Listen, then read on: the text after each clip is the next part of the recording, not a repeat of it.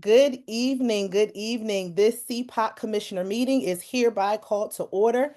The time is now 6:10 p.m.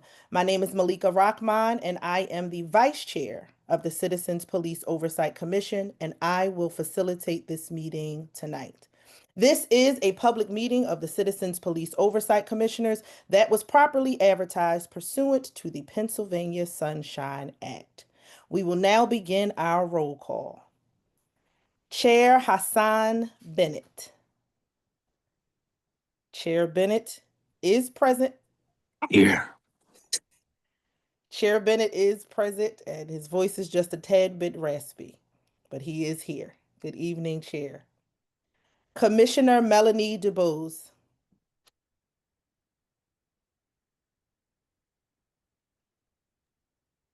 Commissioner DeVos is present, also a little weak in the voice today. Thank you. Thank you. Good evening, Commissioner DuBose. Commissioner Michelle Enix Kenny. Commissioner Michelle Enix Kenny is present. Good evening, everyone. Good evening, Commissioner. Commissioner Hakeem P.A. Commissioner Hakeem, PA, present. Good evening, Commissioner P.A. Good evening. Commissioner John Solomon. Commissioner John Solomon. All right. Has anyone heard from Commissioner Solomon? All right. Commissioner Solomon is marked for an unexcused absence on this evening. Commissioner Erica Stewart. Commissioner Stewart present. Good evening, everyone. Good evening, Commissioner Stewart. Commissioner Latanya Whitehead. Commissioner Whitehead present. Good evening, everyone. Good evening, Commissioner Whitehead. Commissioner Gilberto Gonzalez. Commissioner Gilberto Gonzalez did notify myself and Chair Bennett that he would be absent from tonight's meeting, so we will document his excused absence on tonight. All commissioners are here and present. I don't have to say here and present because I'm myself and I'm here and I'm present. So we are all right. So with all commissioners being present and roll call complete, I will turn this meeting over to our capable and competent Deputy Executive Director so he can lead us forward. Good evening, everyone. Grateful to be here with all of you, both commissioners and the public, as we have our commissioner agency report for November 13, 2025.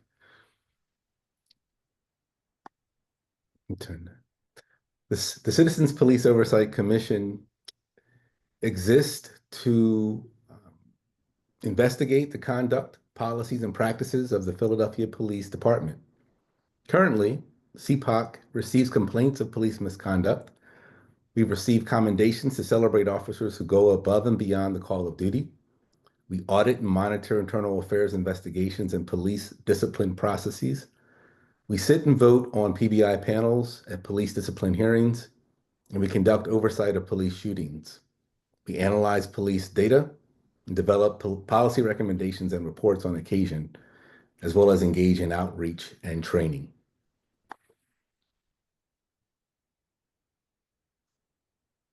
Why civilian oversight is necessary?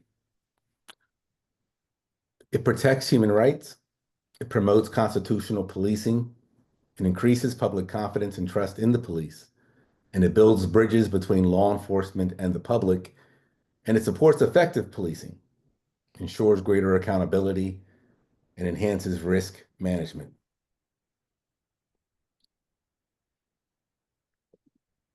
Tonight, we have the benefit of hearing from our investigation team as well as our outreach team. So I will now turn it over to our attorney, Nick Cato, who will lead us in that aspect of our time this evening. Thanks, Deputy. Good evening, everyone. Nick Cato here, Director of Investigations, to report on the police shootings for the prior month.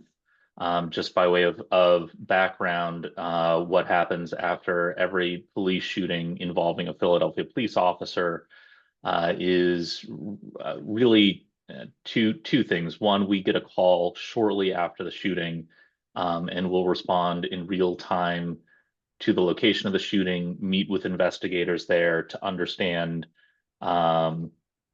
in real time what had occurred that led to the shooting. The second thing that will happen is in the days after the shooting, we will receive materials from PPD. So think body worn camera footage, surveillance video, crime scene photographs, etc. And we will unpack those, analyze them, go through them in detail to better understand what had happened that led to the shooting.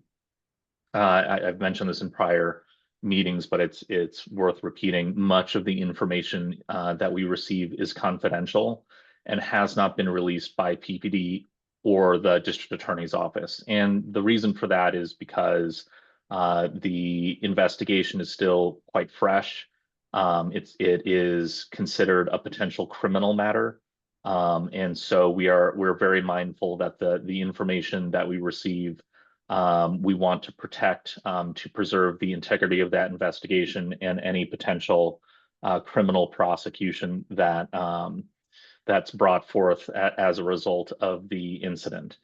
So in the days that follow, we'll develop a public statement about the incident. And really the purpose of that public statement is to review the facts and statements made by PPD to the public and summarize those that are consistent with our ongoing review of the evidence. And in some cases, identify categories of information that have not yet been made public, but may be important for the public to know. So that second category is not divulging confidential information, but identifying that information that is still confidential that we think would add to the public's understanding of what had occurred. Jody, if we could go to the next slide. Thank you very much. All right, so let's get into the nitty-gritty of October 2025. That month, there was one shooting at a person in October. We do track all police shootings, which includes every time an officer discharges their firearm. Sometimes it's at a person, sometimes it could be an animal, such as a dog. Sometimes it could be a negligent discharge, but we track every discharge. And so that brings the total at the end of October to nine police shootings at people.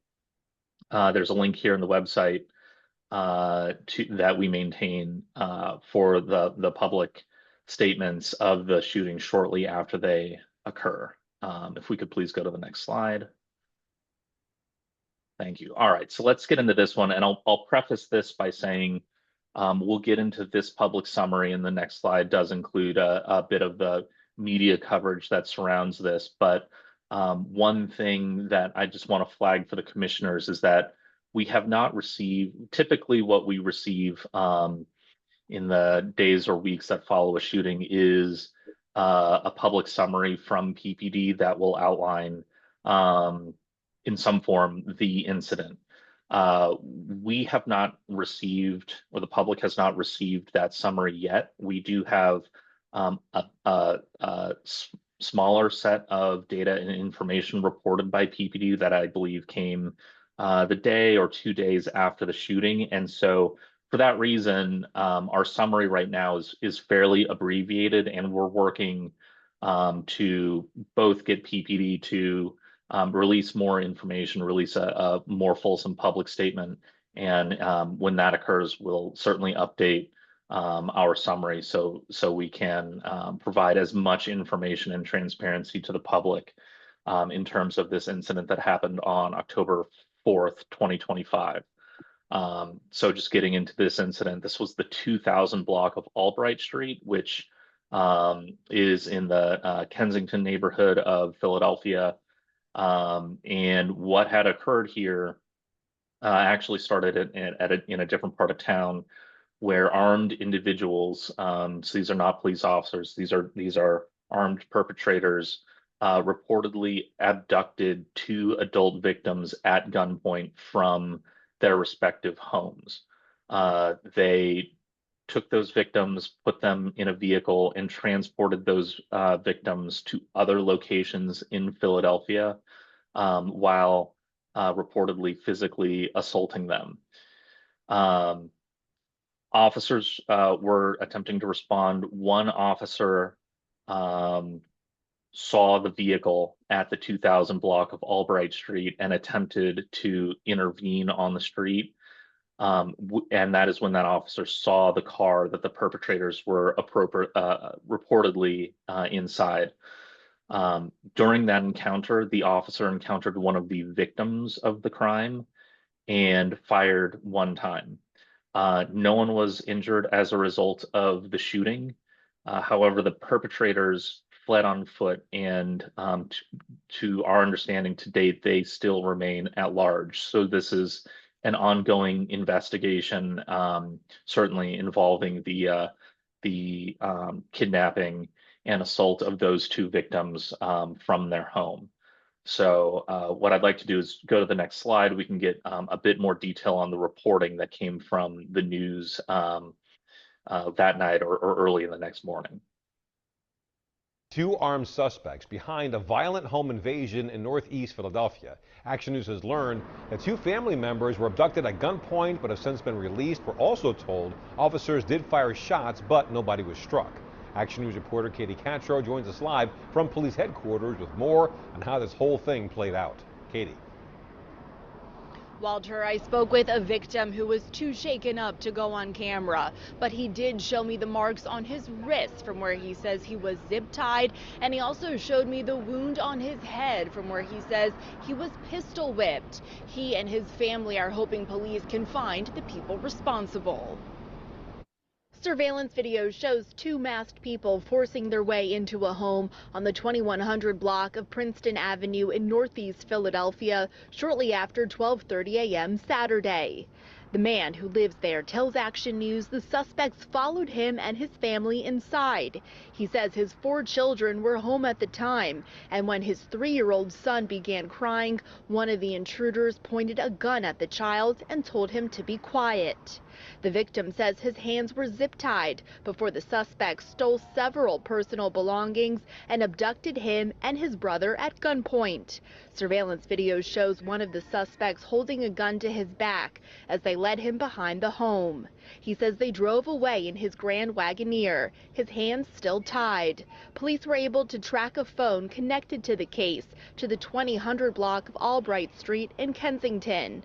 During the confrontation, police say an officer fired their weapon, but no one was struck. Bow, bow, bow. I'm like, whoa. Noah Berry heard the commotion. When I got up, all I seen was cops, tape. Many residents say they woke up to the aftermath. Came to my door and saw the cops flooded up and down the block. The suspects ran from the scene and remain on the run. Police freed the men who had been abducted. Neighbors tell us they're stunned something like this could happen in their quiet community. I never heard some incidents of kidnapping this area. Very surprising. The victim says he's never seen the suspects before, and now he and his family plan to leave the neighborhood. If you have any information, give police a call. Reporting live at police headquarters, Katie Castro, Fraction News at 10 on PHL 17. Walter? All right, Katie, thank you.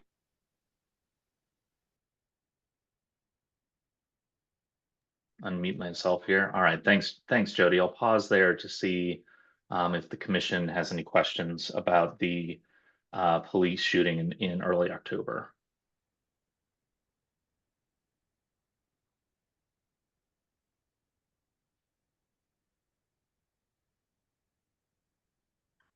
All right.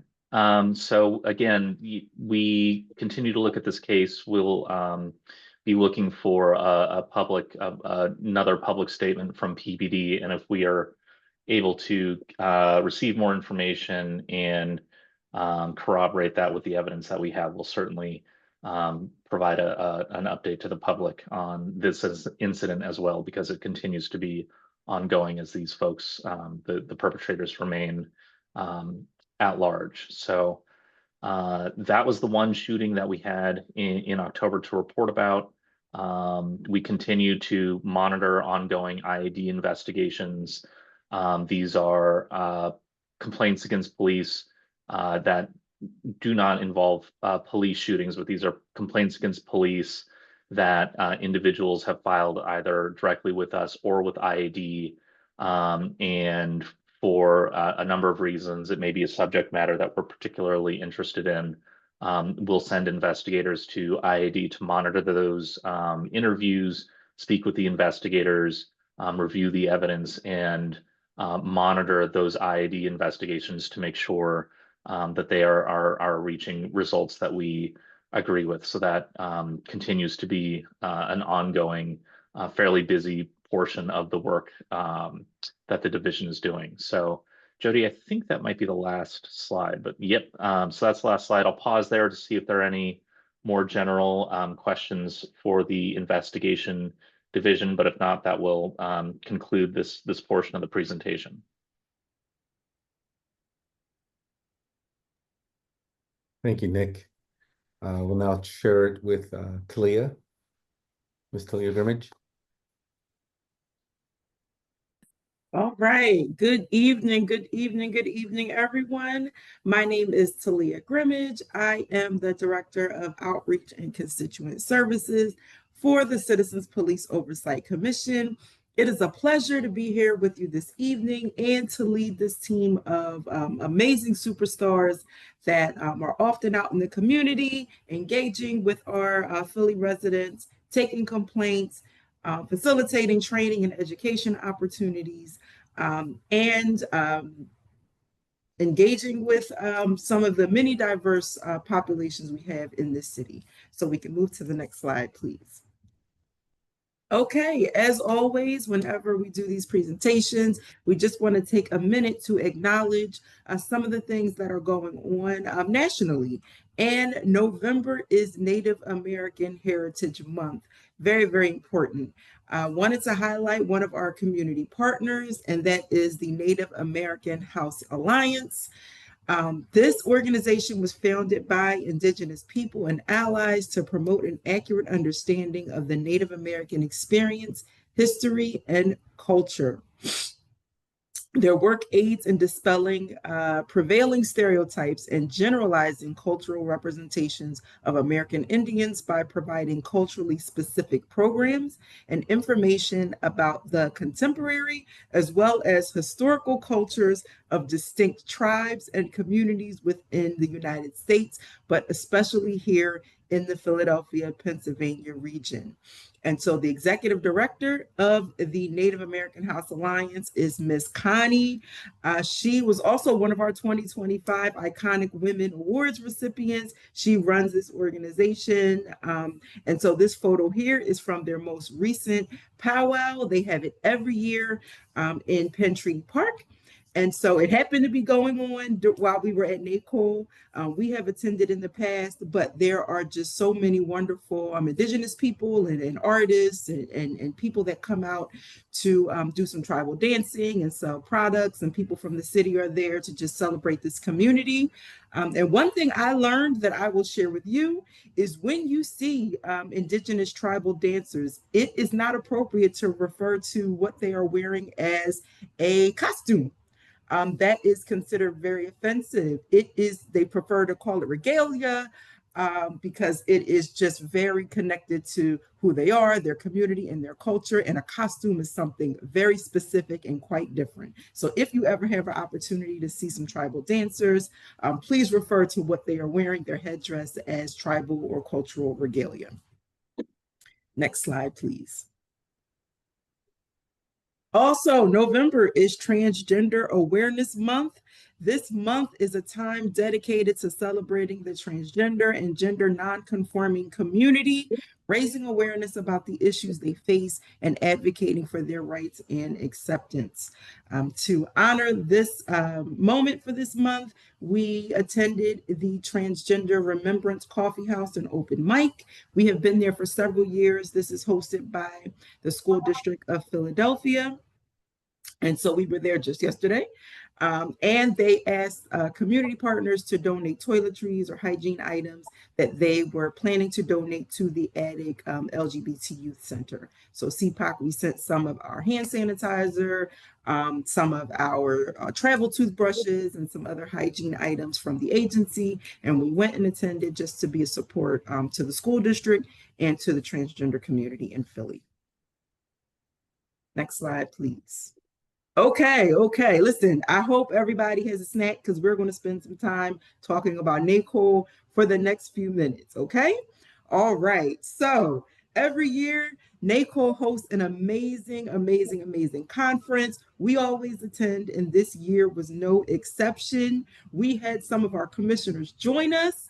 And so we're going to hear from them in just a moment, some that want to share their reflections. But just to give you a few highlights, Valerie Castile, who joined us just this past summer for a traffic stop town hall. She was there along with the mayor of Minneapolis during their opening plenary session where they got the ball rolling for NACOL. This year was 5 years after the murder of George Floyd. It was reckoning and reflections. That was the theme. So having Ms. Castile there as a mother who has lost her child as a result of police violence was very important. There were panels on both police and prison oversight. NACOL straddles both those worlds, so it's nice to meet people that do what we do. But for the prisons, Minnesota Attorney General Keith Ellison was the keynote speaker. And when I tell you, he really brought down the house with his amazing words about the work that he does and prosecuting the officer, that's been convicted, Derek Chauvin, of killing George Floyd, and what that experience was like. And CPOC was featured. We were a panelist for a panel we did with Rochester, and we hosted 2 working groups, one for data and one for law. So I'll pause there so we can let the commissioners just can we go back to the previous slide real quick? Okay, so I can open the floor if any commissioners that attended want to just share what it was like for them, their thoughts, what they're looking forward to in 2026, some of the panels. I'll stop there to give you the space, but please share with us what this experience was like for you.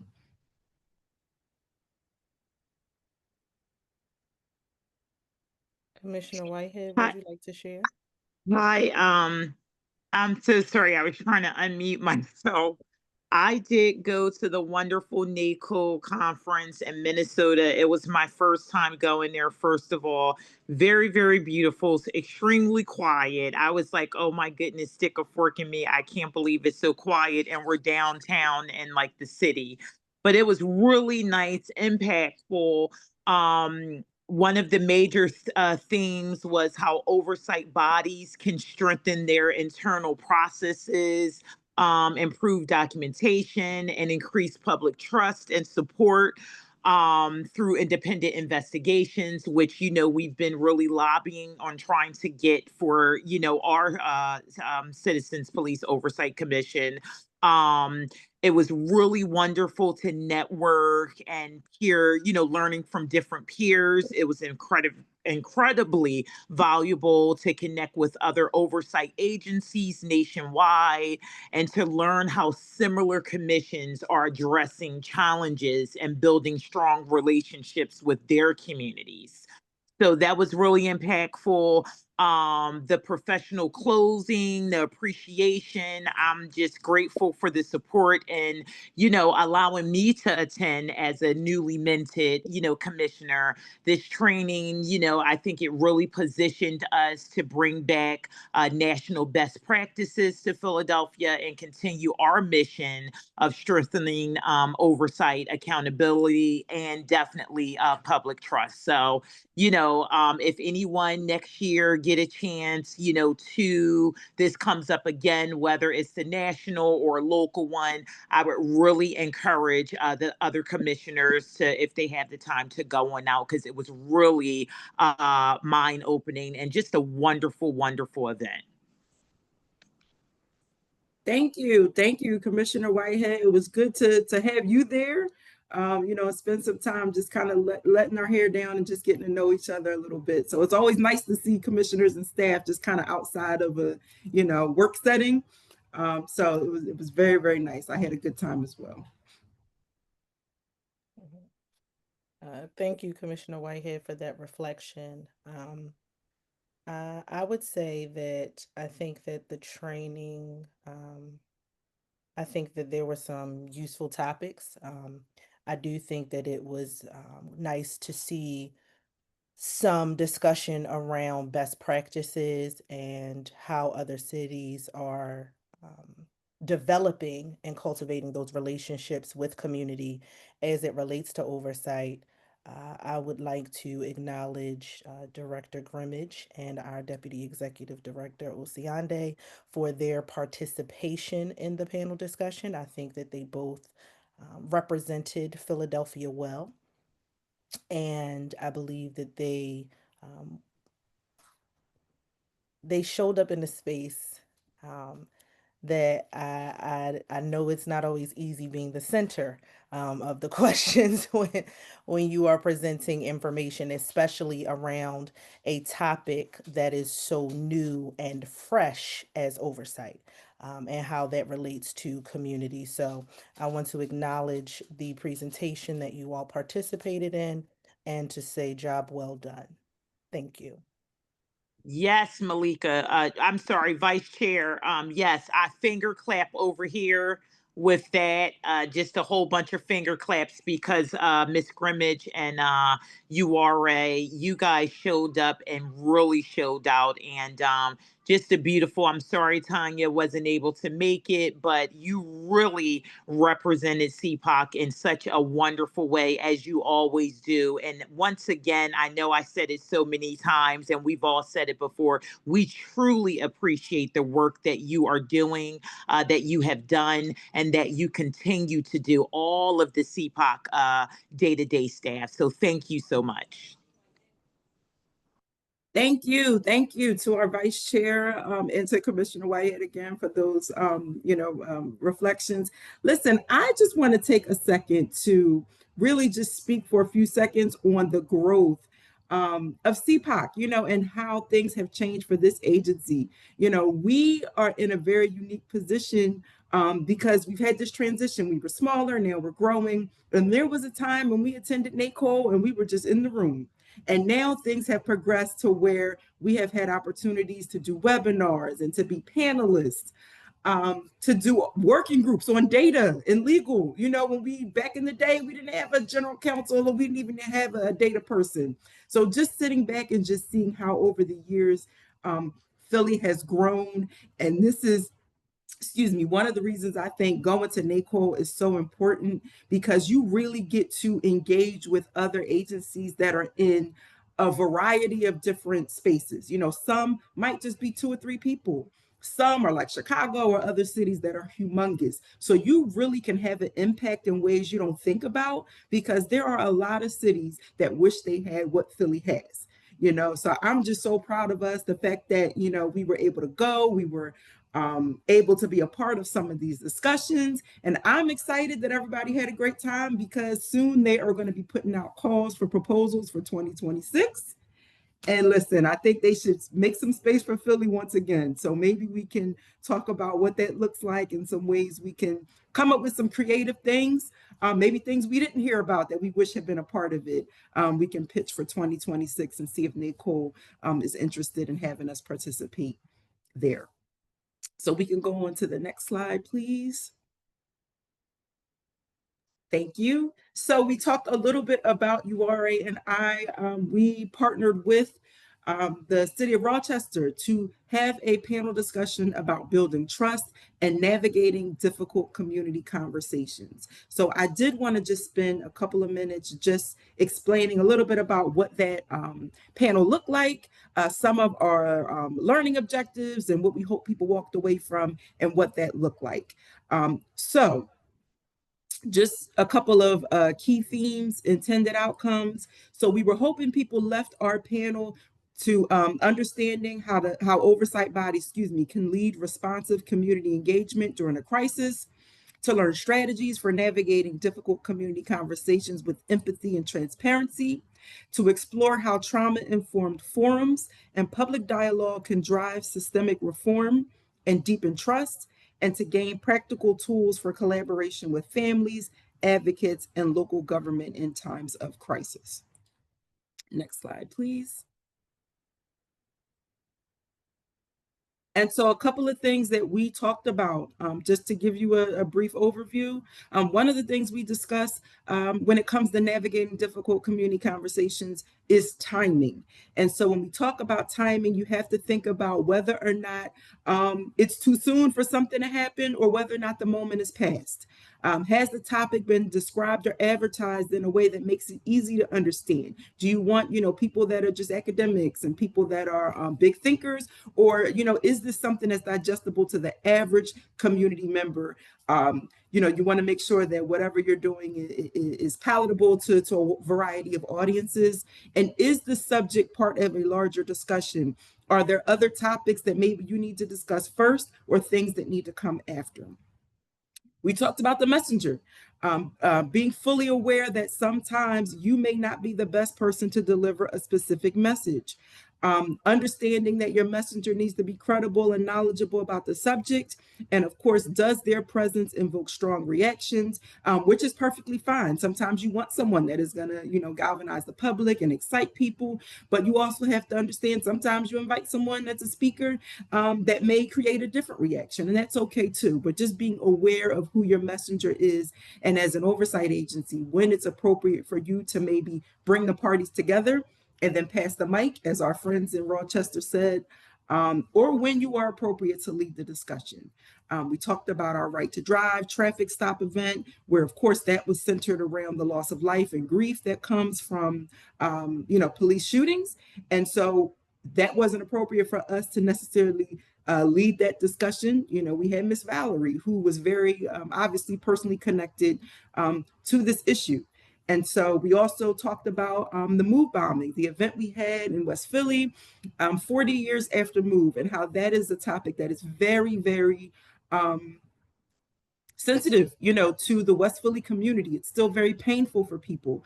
The Africa family, we had Mike Africa there that shared his family's experience, and knowing that they are still in a ways fighting for quite a few things. So it wasn't appropriate just for us to talk about it just sort of in an abstract sense. You have to have people that are connected to the topic so that the community members you invite realize that you're doing it with intention. And so before we move on, I'll just ask you, Wara, is there anything that you might want to add about our presentation? Okay. All right, no, we can. Kalia, I think you did a great job. Okay, you can move on to the next slide, please. Okay, so we also had a Walter Wallace community vigil in West Philly. We're still 5 years later, we talked about that was NACO's theme, and it was 5 years since Walter Wallace had been killed by PPD police. So we wanted to have just a moment of reflection. And we were joined by our community partners, the Church of Christian Compassion. Some may remember this was the church that hosted that first initial community conversation, like 24 hours after the shooting happened. People came out from near and far to really talk about it. So we wanted to invite them back to be able to just kind of share this moment with us. Mothers in Charge, they joined us, and they had two representatives that spoke about what it's like to have loss of life. And we had some representation from the Department of Behavioral Health and Intellectual Disability Services, specifically the Engaging Males of Color Division. And we had some members of our community join us, and some of our commissioners. Next slide, please. Okay, I am going to turn it over to Catherine to talk about this event at Temple, but this continued our 5-year reflection, in the wake of the, killing of Walter Wallace and how we wanted to make sure that that remained in people's memory. And so this was a second event that honored that as well. So Catherine, when you have a moment, please talk about crisis care and cops. Yeah, so thanks to everyone who helped on the staff. This was a really exciting new event for us. We held it at Temple Law School, and it was really focused around gathering community, bringing in students and academics and practitioners and activists. So we talked about mental health crisis responses, because as we remember on this 5-year anniversary, Walter Wallace was dealing with a mental health crisis, and ultimately had been connected to a lot of mental health resources in the community. But at the time he was shot and killed, police were the only ones available to respond to that call.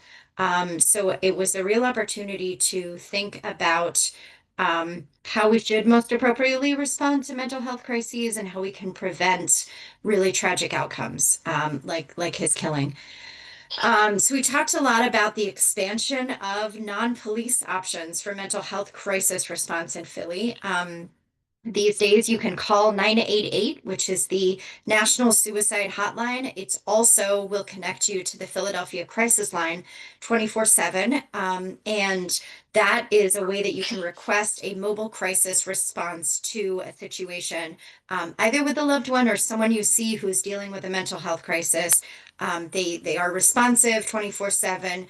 And it's still a complicated system. It's still in its early stages, and could do a lot more with expansion. There's a lot to learn from its development thus far. So we had a really wonderful conversation with 2 panels of practitioners and academics. And we also watched a documentary from the Amistad Law Project, called The Care Team, which follows around a couple of folks who do this mobile crisis response and really gives you some insight into how they approach the work. Yeah, so we are hoping that we'll have more collaborations in the future, more events like this where we can bring the community together to engage around not only directly on policing, but things related to policing, issues that we learn about as a community and we want to perhaps have a different response to. So thank you again. Thank you to the commissioners who came, and to everyone who participated. It was a great event. Thank you, Catherine. I don't know how I missed this, but we had some words from our commission chair in the chat that I'll read. It's about NACO when I asked for reflection. So Chair Bennett says, speaking with oversight agencies from across the nation revealed a powerful shared reality. Many of us have faced significant challenges within our political climate. Despite those struggles, each agency has remained committed to the mission of accountability and transparency. What stood out most was how consistently agencies emphasize 2 pillars of progress: staying focused on the work and strengthening community relationships. Organizations have found that deepening engagement with the communities they serve not only build trust, but also provides the public support necessary to stand firm when facing political pressure. Well said. Well said. I should have just read that and I didn't have to say anything at all. So thank you. Thank you. We also attended the Faith in Blue event that was hosted by the Northwest Police Clergy. That is the 9th, 14th, 35th, and 39th district. And so as you can see here, we have a very, very lovely picture of our Vice Chair, Commissioner Rahman, along with our Deputy Commissioner Massey and Inspector Thomas. And so listen, I was there and our Vice Chair, my understanding is that she was just supposed to give sort of the invocation and opening remarks. And Bishop Felton was going to, give like the keynote address. And something happened, but some of us are familiar with that phrase, be ye ever ready. And let me tell you, Vice Chair, she, no surprise, rose to the occasion and she delivered a really, really powerful message to the community partners. So the event itself celebrates people in the community that are, doing amazing things that the districts want to make sure that they highlight, as well as police officers from the different districts that are doing the same thing. So in her message, she really empowered community members to just continue the amazing work they're doing, continue to work with law enforcement, continue to show up when people say that you shouldn't. And there was one moment where she addressed the officers that were in the room. And she talked about the new uniform that they have and that they are changing, was the lighter one and it's going to the midnight blue. And, our vice chair, she encouraged all of the police officers to use that changing of the color to be a change in culture. And as they are shedding this old shirt and they're moving into something new, to really use that as an opportunity to be a new department, to be new, to be different with the community, to use that as sort of a change that's, overcoming the entire department. And I thought it was just such a powerful and very creative way to just demonstrate just all of us wanting to see things happen for the better. So I just want to give her shout out and her flowers while she's here to hear them. It was an amazing, amazing, amazing speech that she put together very quickly, because I think they were like, Bishop Felton, oh, he's not coming. And she just stepped right in like, okay, I have something in my back pocket. And it was fantastic, fantastic. Next slide, please. Okay, so Catherine talked a little bit about the Amistad Law Center and that they had this documentary that we showed at the Temple event, and they were one of our partners. They also had a Healing Justice Fair. This was also keeping in line with that 5 years after Walter Wallace. And so we attended. The event was held at Tiffany Fletcher Rec Center. And so it was an afternoon to do some community healing, some discussion. They had some giveaways and community partners, wellness activities. And it was just a chance to do some art therapy and just have like a safe space to kind of just do some reflection and some self-care and wellness activities. And so we were welcome, very, very excited to attend since they came to our event and we were working together. And I do want to mention, anytime we talk about Tiffany Fletcher Rec Center, I always want to put up a picture of her. It used to be Mill Creek Rec Center, but it was renamed in honor of Tiffany Fletcher, who was that Parks and Rec employee that was killed while she was at work. And they had this beautiful mural, that they put on the side. But I just don't want to just say her name and not have her picture, because she was a city employee who really, really was committed to that community, loved those kids, and they named that rec center that she worked at in her memory. Okay. CMAC is one of our community partners that we often work with. They hosted an illegal dumping town hall. This was a panel that brought together a lot of people from over the city to discuss illegal dumping. There was, of course, Carlton Williams. He is the leader of the Office of Clean and Green Initiatives. And so he was there. A lot of other people were there. You can see in this photo. They just talked about how illegal dumping is plaguing the city and what resources are available to the community. Fun fact, the police department has a very specific role when it comes to illegal dumping. If you see it, you are supposed to call 911.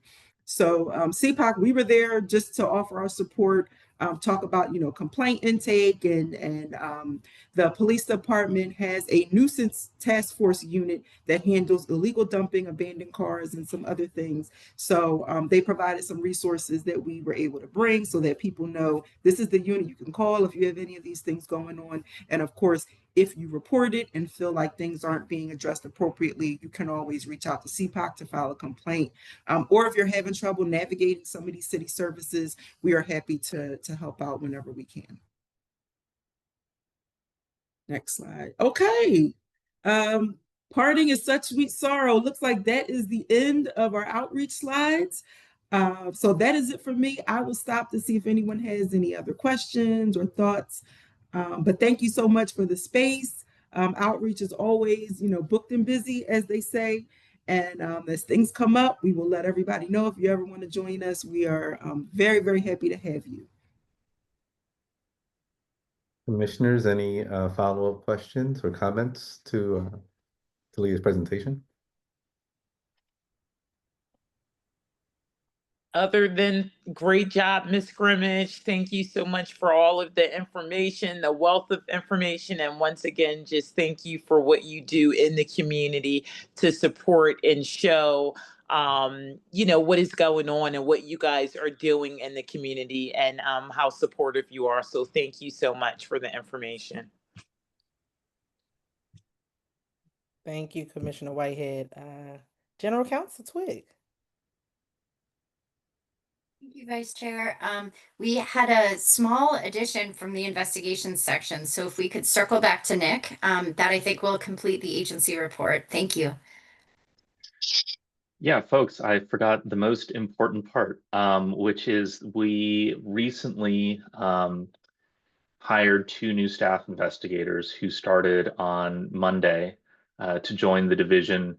It slipped my mind only because we've been spending every business day since then in training, getting these folks up to speed, and they will be in training this week, next week, but they are eager, they are ready. They each come with an investigative background, so we're really excited to get them get their feet wet, get them up to speed, and start throwing matters at them to handle as investigators. So I'm hoping to introduce them so you'll actually get to see them at least virtually sooner rather than later, because I think it's important for them to meet the commissioners. But they are onboarded, so we're growing the investigations division, and we're really looking forward to developing the work with them. So wanted to report out on that as well. Well done. Thank you so much. Thank And to you. Director Thank you. Grimmage, thank you very much for your kind words. That very much was a on the spot moment.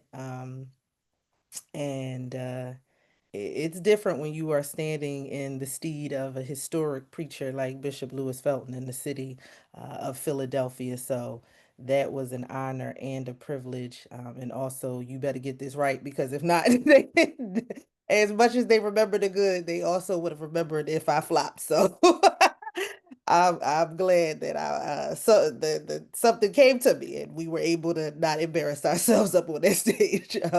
But no, thank you so very much for your kind words. And I do appreciate the opportunity to not just serve our community, but also to represent the work of an organization like CPOC in our city. So thank you very much for that, Talia. I appreciate it. And speaking of Vice circling Chair. back. Oh, I'm sorry, Deputy Director. I apologize. Well, that's fine. That's totally fine. Just wanted to remind the commission before we turn it back over to you that our next CPOC public meeting will actually occur next Thursday, given that the following Thursday is, of course, Thanksgiving, which will, of course, occur at 6 p.m. our regularly scheduled time. At that meeting, we will hear presentations from our admin division, as well as our auditing, policy, and research division. Also, and finally, there are no police board inquiry hearings for complaints against police scheduled in the month of November. Thank you. Thank you so much. And to ensure that we circle back again, I love the circle backs, General Counsel Twig. We're circling back. But we are going to just circle back really briefly, because in my zeal to turn our meeting over and get it started, in the interest of time, I did overlook our approval of tonight's meeting agenda. So the meeting agenda has been executed fully. However, we are going to put on the record our appropriate approval in accordance with our rules. So, has everyone had an opportunity to review tonight's meeting agenda? This is Commissioner Whitehead. I did have the opportunity to approve tonight's meeting agenda. to review tonight's meeting agenda. There you go. Yes, ma'am. All right. Wonderful. Thank you so much for that. Are there any commissioners who did not have an opportunity to review tonight's meeting agenda? Wonderful. With that, do I hear a motion to approve tonight's meeting agenda?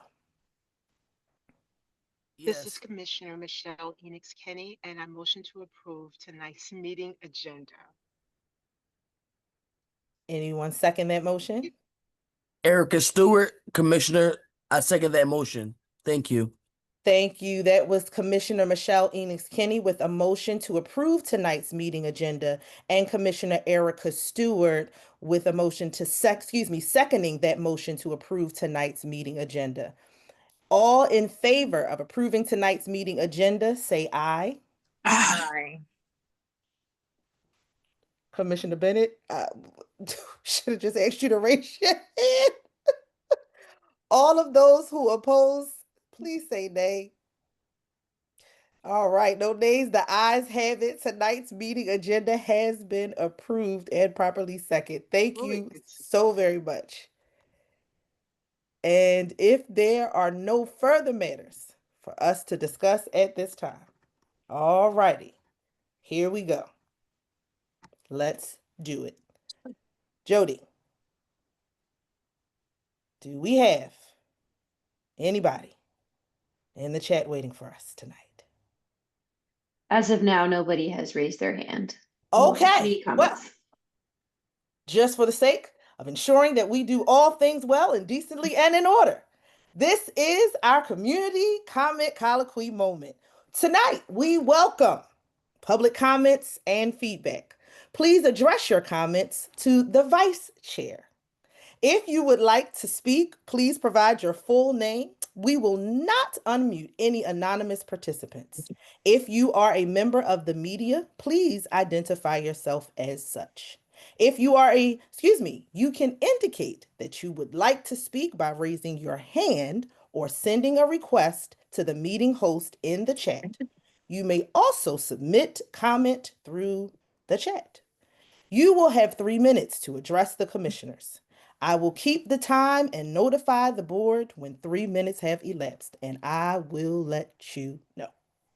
Any documents or follow-up communication can be submitted to cpoc@phila.gov.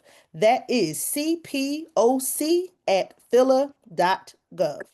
Please note that public comments should be limited to the topics covered in this meeting. All public commenters must refrain from offensive language, threats, or harassment. Participants that violate these instructions will be removed from the meeting. While we welcome your public comments and feedback, commissioners may not be able to respond to your questions or comments during tonight's meeting. Every attempt will be made to follow up by phone or email after the meeting. Again, you can contact CPOC by email at cpoc@phila.gov or by phone by calling 215-685-0891.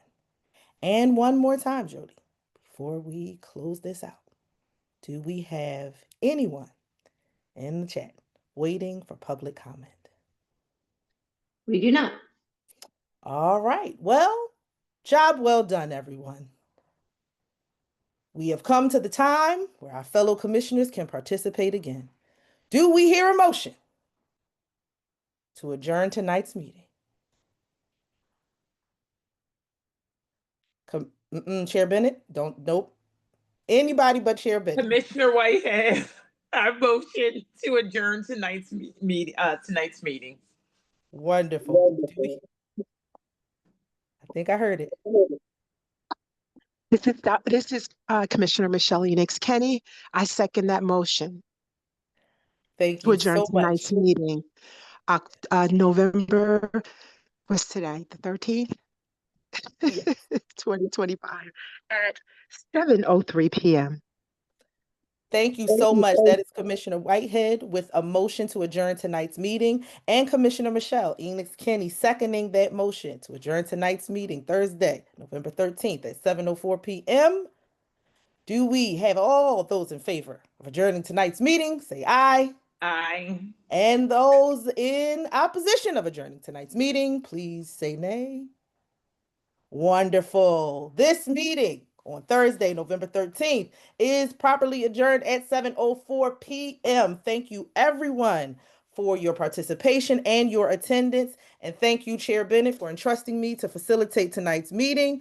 It was indeed a pleasure. I hope you all have a wonderful rest of your night. We look forward to seeing you next Thursday where we get to do this all over again. Stay safe and warm, everyone. Thank you. Good night, everyone.